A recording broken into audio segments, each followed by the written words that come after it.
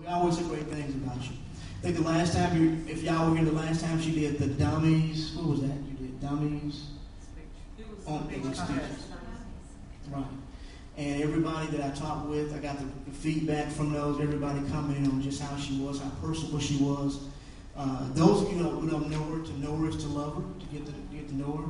She's also a city councilman, also in Saraland. Yes. Is that right? And she's getting ready to run for re-election. Up for re-election. Wow. And if you don't know, she has, how many children do y'all have? I have 4, 2 girls and 2 boys. Those are 2 boys back 2 there. 2 boys. All Toastmasters. Now, Veronica, you have a club that's basically your family, right? No! I sponsored a club in my local city of Saraland, and I invited all my friends and all my acquaintances, and I also invited my family. And we have a club that has been president distinct for 3 years straight. So I do have 4 of my children that are members, some in-laws, and the rest are just friends. Okay. Now, tell me, how did you get started in Toastmasters? What exactly happened to get you started on that first speech and going through the rest of it? I was working on my master's, and a friend asked me to join Toastmasters. She said, we need to join Toastmasters because we have to do a lot of presentations in order to get our master's. And I said, okay. So we went to a club. I didn't really know what Toastmasters was, but we went, and I joined the first night. I wrote the check out. They said, do you want to join? I'm like, well, yes. So we both joined, and that's what got me started in Toastmasters. Working on a master's degree is what prompted me to go. Right. Now, you have achieved your DTM now. You've gone through everything in your DTM. What was there ever anything, say, sacrifice that it took to get your DTM? No, there wasn't any sacrifice. Now, here again, 9 years. I just received my DTM this past year. So I joined 9 years ago. I wasn't in any rush, but no, Toastmasters, it's natural. We meet. It's a natural thing. So there's no real sacrifices. Okay. So now, how have you been able to benefit as far as your job? As far as Toastmasters done anything for you as far as your occupation? Toastmasters have me almost in 6-figure salary, so yes, it's done a lot for me. Explain it. Well, when I went to get my master's, I joined Toastmasters. So as I progressed through the master's program, I progressed through the competent CTM at that time, competent communicators, CC, something like that. And when I graduated with my master's in May, I was offered a job as a professor at the university. And I did have to interview. I went through 5 different panel interviews for that job. And I used every Toastmaster skill I could think of. So I became a professor at the University of South Alabama because of Toastmasters. Wow. And at the same time, someone heard of me and asked me to be part of a community group in the city of Saraland, which I did do.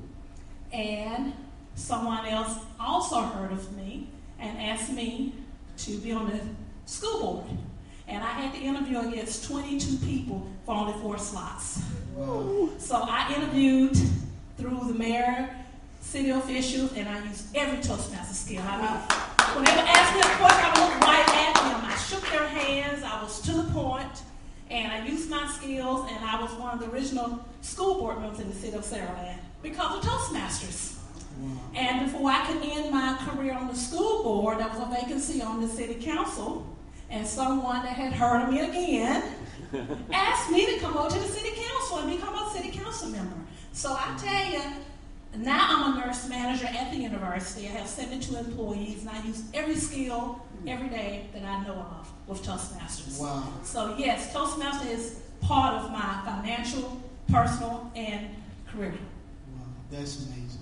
That's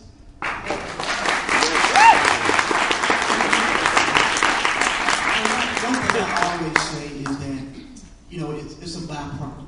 I mean, you may not necessarily see, and like you just said, you saw the growth, you saw what it did for you, and going to a meeting, giving those clubs, continuing to give speeches, it helps you, and people, you may not even know it yourself, I feel, but people notice it. People notice it. I remember when I was running for DG, I was doing a practice interview, and it was with Lillian Cook and then her boss. Her boss is now a Toastmaster. He said, "Wow, you didn't say many R's." Wow. I'm like, okay, well, I'm still working on my R's. I'm still working on it. But to a non-Toastmaster, a lot of times they don't. It's something that they don't really think about.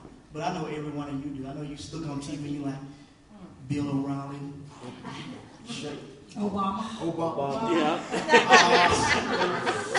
So we know that, but there's a byproduct to it that benefits us. Yes, and keep in mind it's not all about what you say, it's what you do, how you walk, how you stand, how you give eye contact, your handshake, your self-esteem, how you stand in front of the crowd, and how you organize your thoughts. So I never use the public speaking term because it's not about public speaking. It's about how you sell yourself to what you want to do. That's what Toastmasters will give you. Right. Now, I've known you, Veronica, I don't know how many years it's been now, but you've always seemed to be, pretty much a choleric personality. We know what choleric means, right? Mm-hmm. Like choleric personality. Now, Toastmasters, even in you being aggressive, it still helps you. Because you're already kind of, Yes, I understand. Right. The Toastmasters still helps you in that. When you actually read the manuals before you give any presentation, it will give you examples of what you need to do. Right. Well, when I started working on my doctorate, I did not realize that my grades was based on so many advanced presentations that I had to put together and present. So being organized, having your thoughts together, and presenting it in a way that the audience can relate. Yes, Toastmasters was a very key part of that. Wow. One more question. How long will you think you probably will remain a Toastmaster? Since I don't eat, sleep, and drink Toastmasters, which I don't, I do love Toastmaster, but I've been in Toastmasters for 9 years. I would think that I will always be a member of Toastmaster. I may not be an active member all the time because through the 9 years, my early years, what I would do when I would finish a manual, like the first book, I would take 6 months off. Then I would finish an advanced level, then I'd take a year off. I just did not have that much time dedicated. And Randy knows he was part of the first club I was part of in Mobile.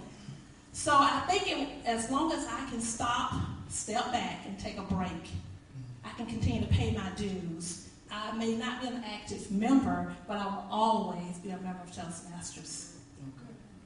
Give her a hand.